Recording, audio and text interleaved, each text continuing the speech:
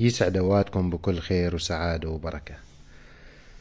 راح نتحدث اليوم لماذا يشعر الإنسان بالمرض في الليل أكثر من النهار. ربما لاحظت أن فرصة إصابتك بالأمراض تزداد خلال فترة المساء، ولكن هذا ليس وهما أو خيالا من جانبك. تشير الأبحاث العلمية إلى أن إيقاعات الجسم اليومية وكذلك بعض العوامل الأخرى من الممكن أن تؤدي إلى تفاقم الأمراض بعد غروب الشمس، مثل البرد والصداع والحمى، للتحول إلى كابوس حقيقي في الليل.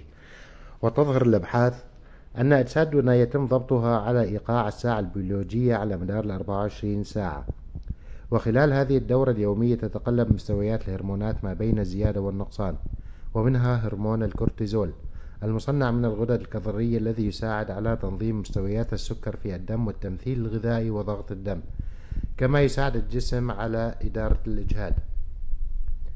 وإلى جانب هذا فإن الكورتيزول يساعد جهاز المناعة على العمل بشكل صحيح ويقلل من الالتهابات، وبعبارة أخرى فإنه يساعد على محاربة العدوى والمرض.